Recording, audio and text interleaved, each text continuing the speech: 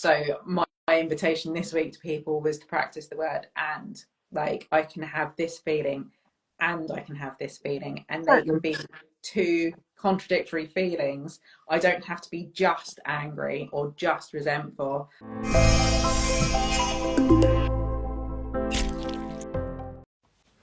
Hello. Good evening. Happy Sunday. Hope you are having a good day and good weekend. Happy Mother's Day to everybody in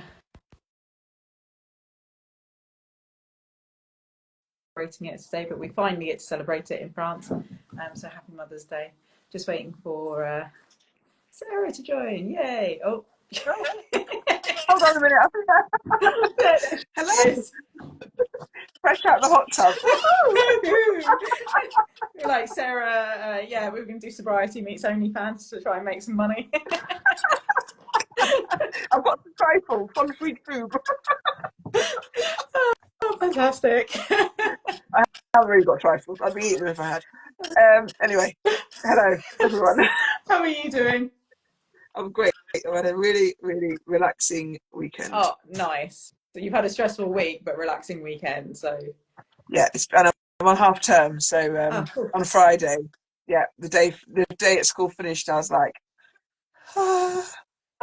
my nervous system's just gonna, just.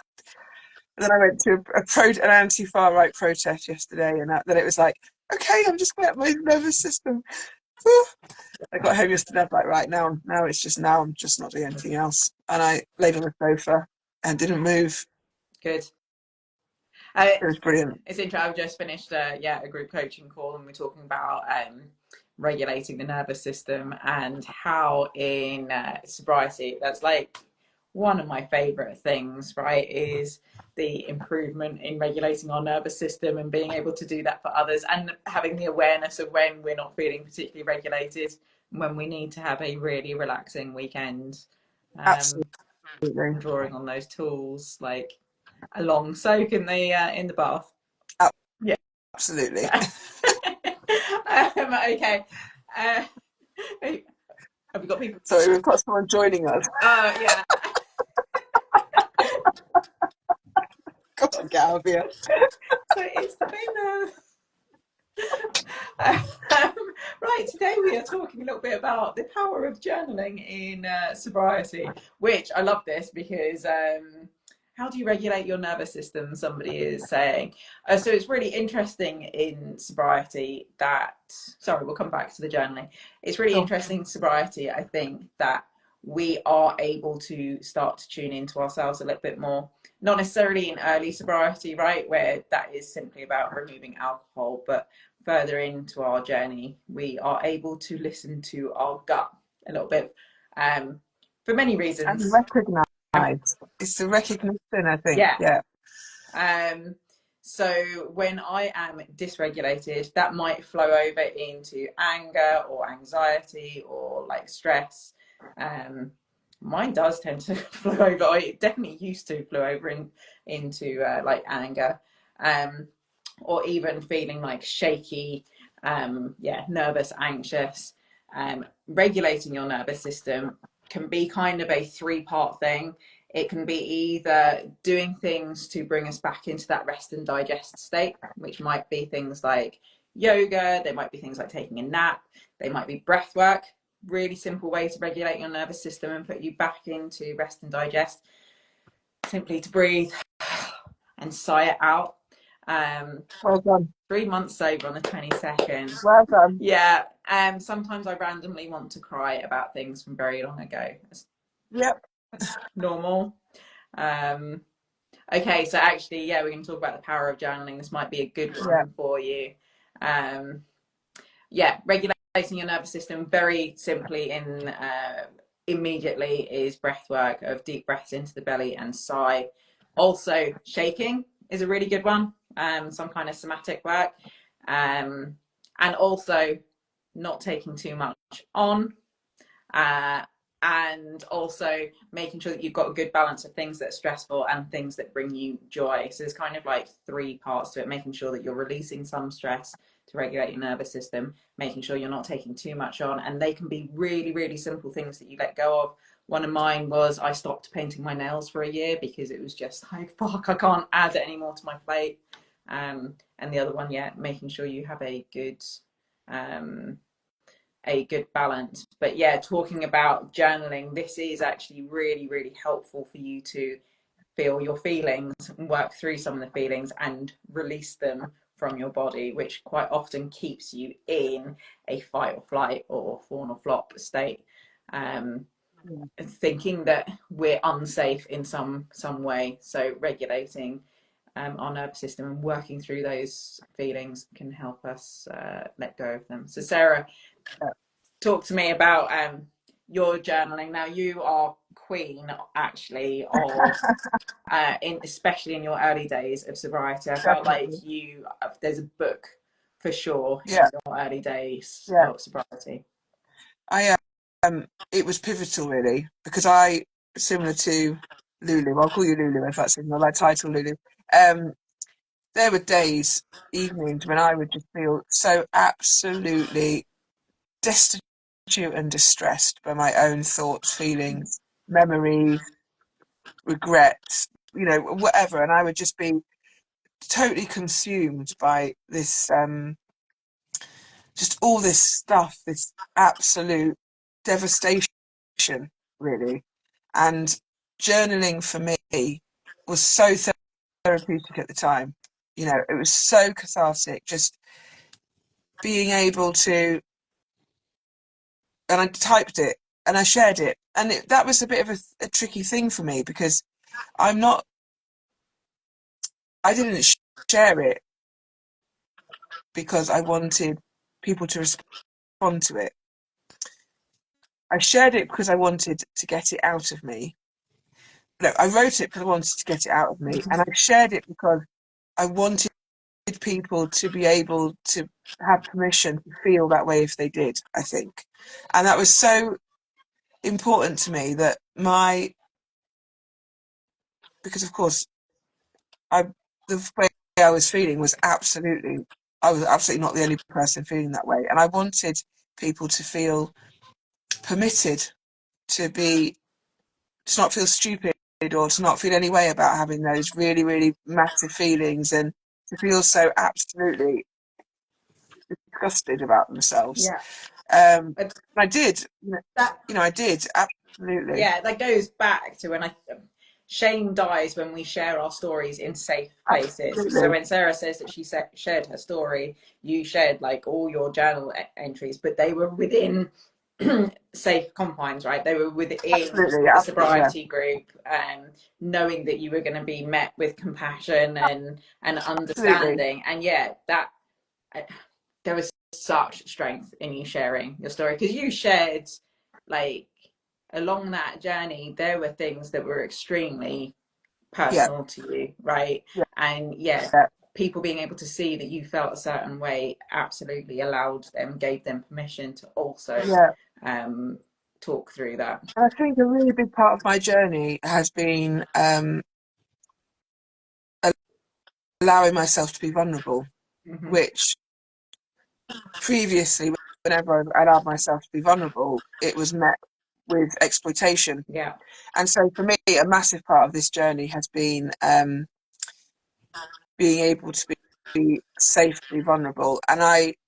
It took such courage to share those things, because I really wasn't comfortable with vulnerability at all. And I am now, and I think I'm still learning. I'm still learning how to insert kind of people and things back into my life where there's a risk that that I won't feel safe being vulnerable. But that's about time, and that's about learning, and that's about the journey and healing and all of those things. And I am not rushing those things. So, and I think previously, when I wasn't sober, a massive part of why I was so vulnerable was because I just I was so impulsive, you know, and now that I've got impulse control, and I've got impulse control because I'm not using substances that made me uninhibited, Mm-hmm. that make me uninhibited, you know, and that. But even when I was, and not even on days when I wasn't drinking as a drinker, I still had this. I had no impulse control, none at all, and I would literally just put everything in a fuck it bucket, Mm-hmm. and I would just not have any. I would not have any. It's not true, not any, but you know, certainly my ability to make wise decisions was really diminished. And so I've journaling really made me examine what was going on for me, why it was going on, how and where it was going on, and really look at what made me who I am, but also maybe look at what really destroyed me. Yeah. And now I've got this amazing catalogue of entries, you know, which quite possibly could be a book sometime. I'm very open to that. But more so, what I'm able to do is I'm able to look back when I'm feeling unsure. And I was actually talking to this guy on Facebook earlier about it. And, you know, when I do have moments of feeling, oh, I can Yeah. moderate, which I know I can't. But when I have those moments where I think I can moderate, Yeah. and I can look back, and I think the first 3 to 6 months was just such a turbulent time of. I mean, I was absolutely determined that I was not drinking. I was absolutely determined, and I can remember so clearly that bottle of Estrella, unopened bottle of beer, Estrella, sitting on my Yeah. worktop, and I was so determined that I wasn't going to drink. It was at that there was never a point in that 3 to 6 months where I had this despair or kind of overwhelming desire to drink, and there was never a point when I had to say to myself, that, you know, I was standing in a shop trying to get a bottle of wine. There was never a point like that. Um, there were points where I was sitting there so distressed that I wanted that distress and despair to end, but I was so determined that it wasn't going to be ended by having a drink. Yeah. But I've got this massive catalogue when I am feeling like maybe I could moderate this the fading bias, or maybe this, or maybe that. I can go back and I can look at those entries, and I could just say, I know I never want to go back. I never want to be in the position where I think I can have one drink, which of course it won't be one drink. It will be one sip and then I'll have oblivion. Where I go back to that and I think it's going to be okay, because looking back at those journal entries, I know with 100%, I know Yeah. it's a fact Yeah. that I would end up in that position again. And it is being able to read those entries is so powerful, Yeah. because you do forget, you know, I do forget that, just like you forget having children, right? The brain's a powerful thing. Yes. If It's I there. remembered in such detail Yeah. It's there to protect having a you. child, Yeah. yeah, absolutely. Absolutely, that fading effect bias that you talk about, it is there for the brain to protect us from any kind of trauma. And think of it of looking back with rose tinted glasses, and that's exactly what we do. We start to forget the negative before we forget the positive. So Yeah, for anyone that doesn't believe that, yeah, childbirth is one thing. We remember the outcome, we don't remember all the pain we went yeah, through. The other thing is, like, think back to a family vacation or holiday, and you have all these happy memories, when actually, if you're very real about it, it was probably incredibly stressful, and people weren't meeting expectations, and people argued. When we journal about things in a very real and honest way, then we can reflect back to them. And with sobriety, unfortunately, that fading effect bias doesn't protect us. It does us a disservice. So we absolutely. start to glamorize alcohol and its use and the role it played in our life. So when we can go back and look at our journal entries, journaling, just as a side note, journaling can look like lots of different things to different Definitely, people. yeah. Okay. Yeah. So one thing that I would absolutely recommend, but lots of people don't like doing it, is doing video diaries.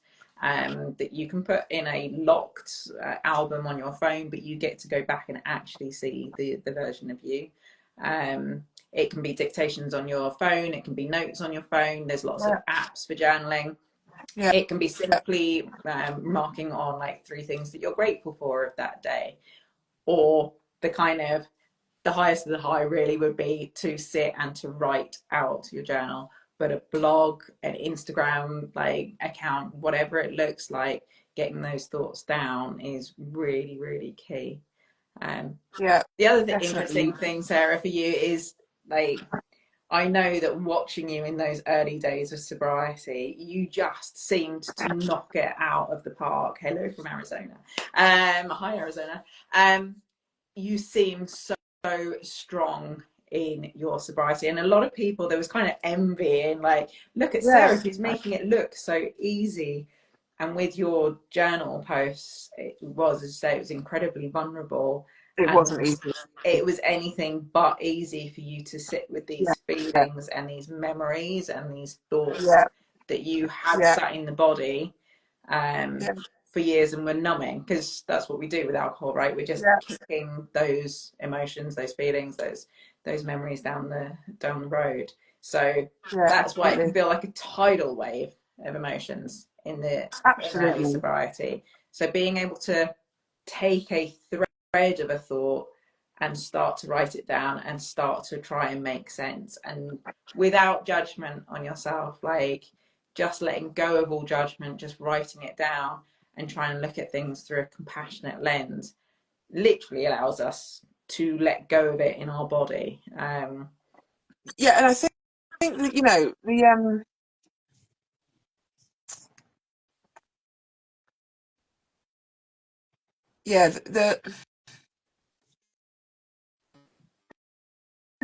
you know, the fact of literally getting Yeah, it out, you know, it stops being a thought, yeah, it stops being a feeling, it may still remain a feeling, yeah, but it stops being a memory, and it becomes a something on a piece of paper, or something tangible. Um, and I don't journal as much now as I did, but I still journal. I'll still journal at least once a yeah. week.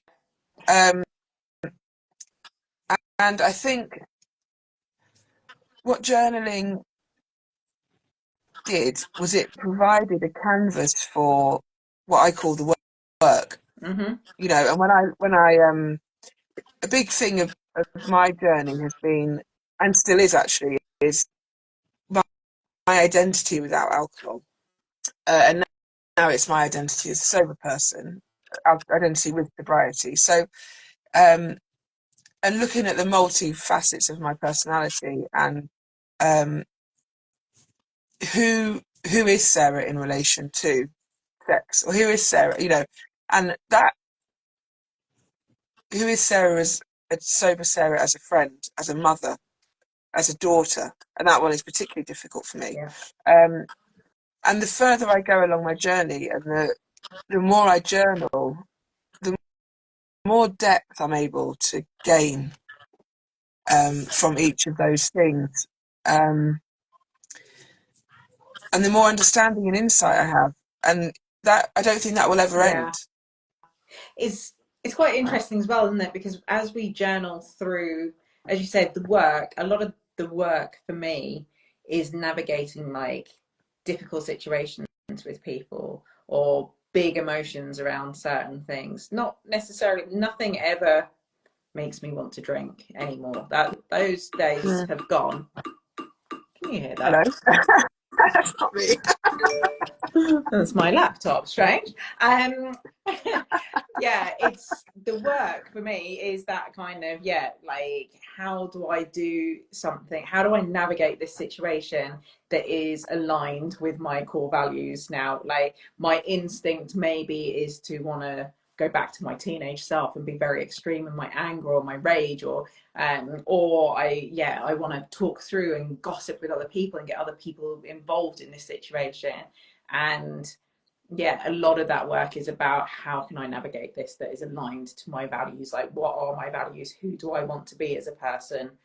And is doing this aligned to it? No.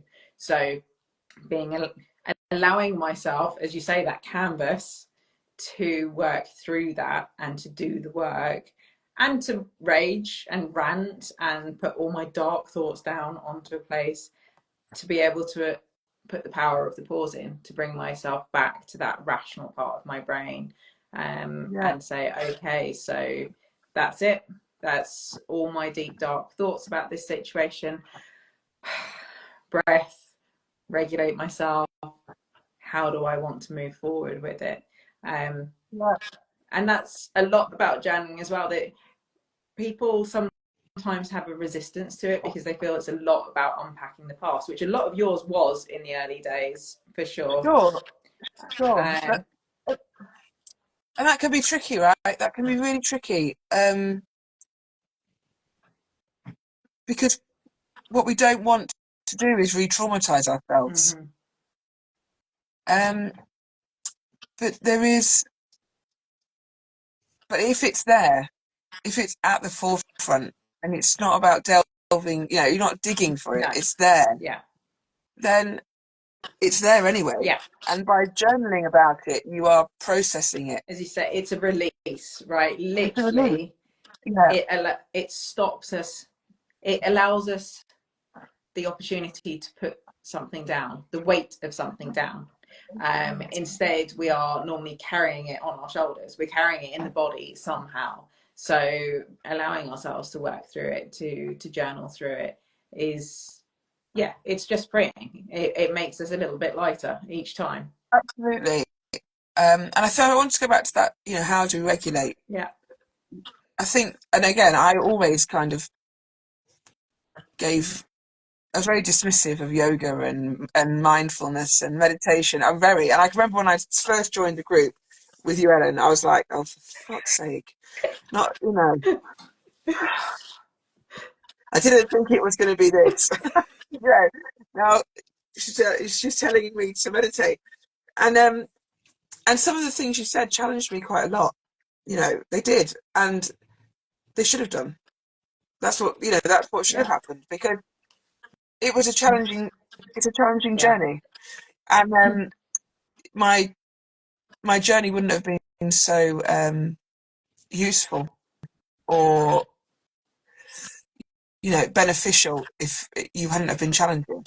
What's the point of doing it if you're just going to let me carry on doing whatever I was doing? And so I really and I did start meditating quite intentionally, which took lots of time because I go to the gym and then do it for an hour out, blah blah blah. And actually, real life didn't allow me to carry on doing that. But I know now that I every morning I have the first light with my bare feet in the grass with a coffee, and that is so. If I don't get a chance to do that, which is very rare, then my day does not feel as in control. Yeah. And so there's very intentional things that I do now, which I know are going to set me up right for the day. And I also do very simple things, grounding things when I know I'm feeling overwhelmed. My job is quite difficult, but I will just grasp the arm of my chair 5 times to bring me back into the present and to regulate. Or I will just focus on something in the room that I can see. Yeah. It could be a bloody pencil. It's just something that brings my focus back, allows my nervous system to just, go down, and I can just focus on that thing. And those things take a couple of minutes. I mean, the beautiful mindfulness technique of things that I can see, things that I can smell, things that I can hear, things that I can touch.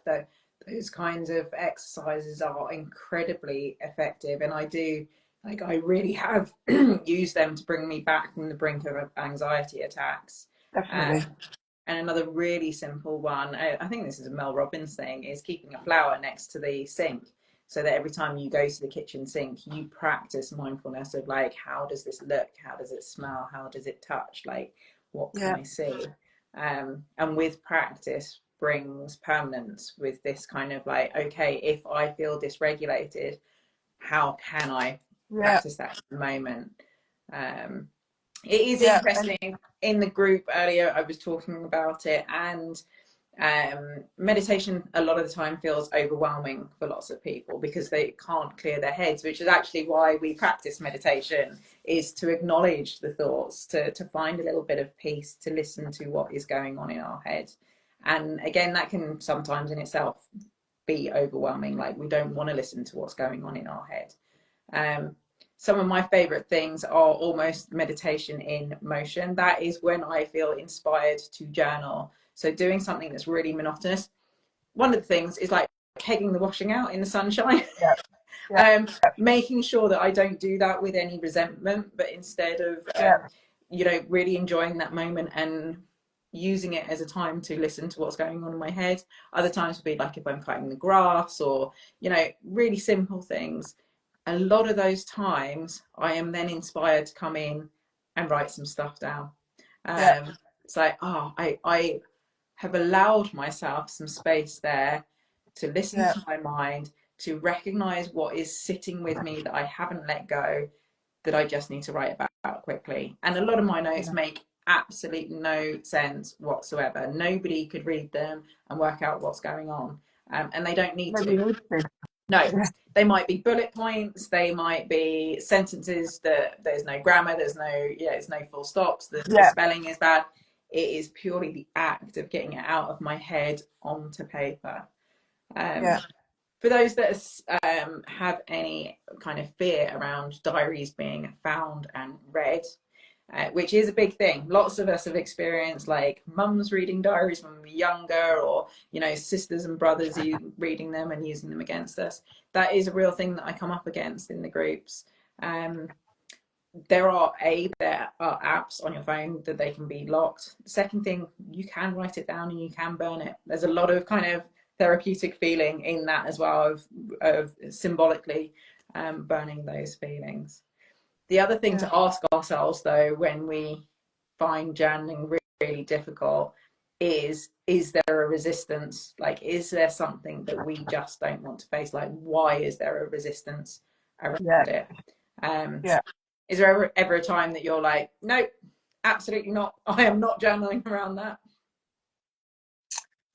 Yes, I think, well, the things that I struggle most with um, are thoughts about my parents. Mm, You know, having not had contact with them for 23 years. Um, I think 23, well, obviously 23 years on, my understanding and the fact that I'm a mother now yeah, to an adult. Um, and I wonder if, because I know that I stopped having contact with them for very good reason, and I've never ever doubted why I did that. You know, it was to keep my daughter safe at the time. And but I think some of the resentment I had towards my mother at the time was possibly a little misdirected. Possibly, yeah, and and the possibly is a really big word. mm-hmm. Um, because she was incredibly vulnerable, and a victim of domestic abuse for her all of her adult life to the age of 16. So, and now I've got insight, awareness, knowledge, experience, all of those things of someone who's 23 years older. Yeah, I perhaps feel like I may have to re-examine that resentment. yeah, And it's not, and I'm perfectly, and I'm okay. That doesn't cause me any distress, and I am still absolutely sure in the reasons why I stopped contact. Absolutely Yeah. sure, but I'm not sure that I am ready to really journal about the fact that I may be able to show her compassion, if Well, I'm honest. yeah, that resentment has been there to protect you, right? Like to build the case as to why you have no contact, which is absolutely justified in your case. That in fact, again, we were just talking about this on the group, is generally people who I work with, and me personally, I'm very all or nothing, have been in my past, and trying to, well, see, all or nothing in sobriety for me works because I can't be in the middle. I can't Yeah, moderate, right? me So I too. have to be all or nothing. But I'm like that in a lot of things, of that I'm either in this camp or I'm in this camp. Um, so my invitation this week to people was to practice the word and. Like I can have this feeling and I can have this feeling, and they can Totally. be two contradictory feelings. I don't have to be just angry or just resentful. I can hold that resentment and I can be compassionate about the situation. Like they might not feel like they make sense to us in this world that, you know, tells us how we should feel.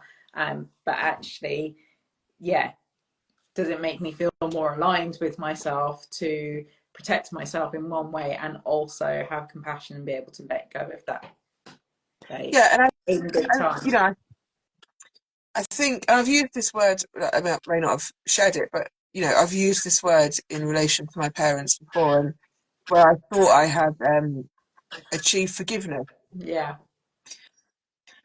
and actually, I don't think I have, and I think that's what I'm battling yeah, with, is the fact that now I feel, and purely for my own benefit, not for theirs, you know, that I am at the stage where I can forgive her, knowing that she really had very little control or yeah. choice. And I wonder if my my own position as a mother, in which there is absolutely no way I would allow my children to suffer, um, that you know, my rage at the fact that she wasn't able to do that has always been so strong. Mm-hmm. But now I have this feeling that she just wasn't able to. Yeah, I yeah, think that's where I am. yeah, And we talk about forgiveness being for the benefit of the person doing the forgiving. And of course, I think that's totally true. My mother would never know if I'd forgiven her yeah, or not. Or she never would accept the fact there was something to forgive her for, yeah. which is also part of the problem. I think, yeah, I've got a bit of work to do with that.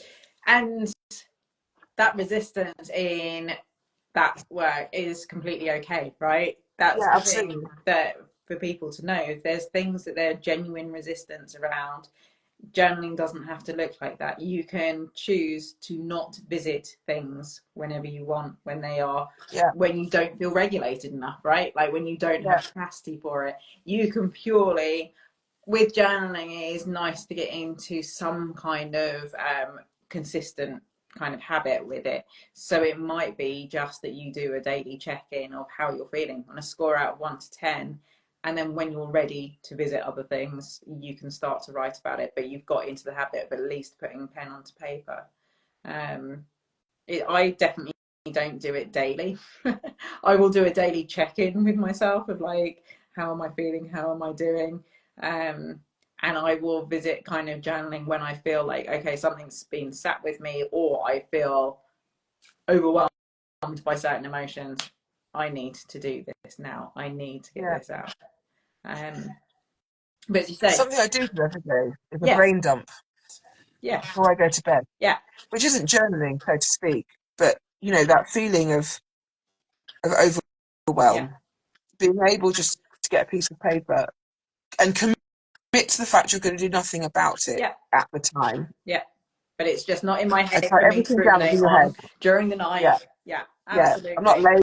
laying down Yeah. with all those thoughts running through my head, and then pick it up in the morning and say, "Oh, that's so Yeah. insignificant now." That is, I don't need to do Yeah. anything about that.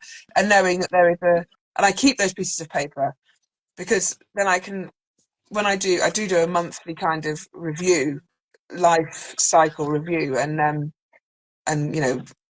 give myself a where am I feeling on a scale of 1 to 10, like you say, and I review that every month, and then I can set myself goals. Yeah. And I use those pieces of paper to kind of inform those goals. If I've had that feeling 20 times in a month, then maybe I need to do something about it. Yeah, absolutely. Absolutely. It is really interesting, right? The power of the tool of journaling changes as for sobriety in particular, it changes as we move forward.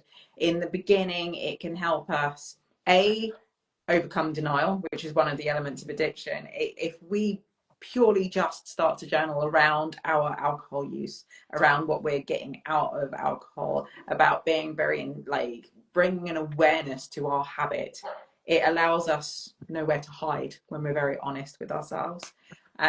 As we move into sobriety, thinking about, okay, if I'm going to journal about, if I play the tape forward, if I go to this event, what's going to happen? It becomes our greatest toolbook. Like, okay, this is our instruction manual to sobriety. Yeah, Um, if we are very honest about our reasons why we want to stop drinking, if we or reasons why we want to step into sobriety, that is our anchor in our sobriety. As you say, you can refer back to it no matter how far you are into sobriety. If you ever have a wobble, you can go back and refer to your reasons yeah, why. And then, as you say, a lot of the work is about the emotions that come up, the unfelt, the undealt with emotions that we've been putting off. They are something that's really, really, it's a helpful tool in processing those. So it really does kind of yeah, change as we go through our sobriety journey. yeah, Yeah. definitely. Yeah. Okay. Yeah. Anyone that has any questions about journaling, anyone that struggles with journaling, your son's in the corner. My dog's is the Dinner. first one to come in. Anybody that struggles with journaling, you can go onto my website or like hit me up and I will send you the link. I've got a downloadable journal template that is super simple. You can download it, print it off, and it has some prompts for you that are super helpful. Or come and join the course, which also has loads and loads of journaling worksheets for you specifically around sobriety. But otherwise, My ongoing journal thing subject is a letter of acceptance to yourself, yeah. and I started writing that probably 4 months into my sober journey. Okay. So for people who are starting out, I find it really useful. Yeah. Yeah. Uh, you know, Yeah. It, acceptance. acceptance and running lists of like the pros and the cons, like what benefits, the risks and the rewards. There are certain things that we can just keep on adding to as we move through it. Acceptance is a Yeah, big one too. and I think that doing that, that acceptance, and it is a bit of a list, but that kind of has really helped me to work out what my core values are. Yeah. We must talk about core values.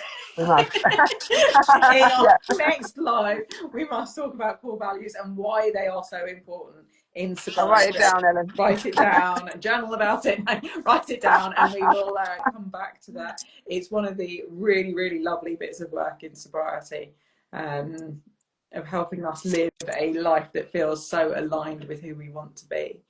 Yeah. Someone said, Miriam McKenna said in an interview, we may never forget and we must not forget, but we must forgive. The thought can maybe be useful to ourselves too. Yeah, for sure, right? Like Yeah. that place of acceptance. Totally. And maybe I think that maybe with this feeling with my mum is that maybe I just have to accept that I have rage,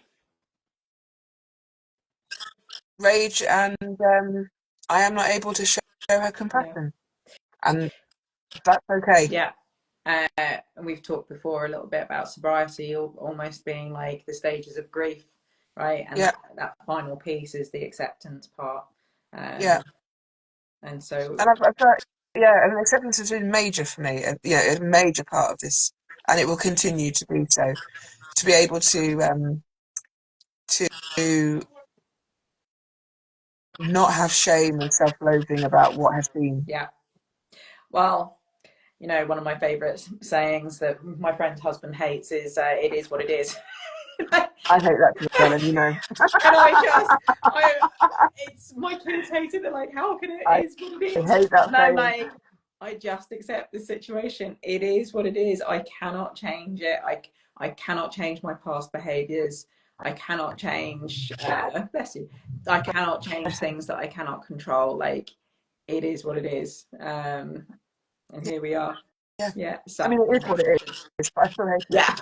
My friend's husband too. He's like, of course it is what it is. God, me is what it isn't.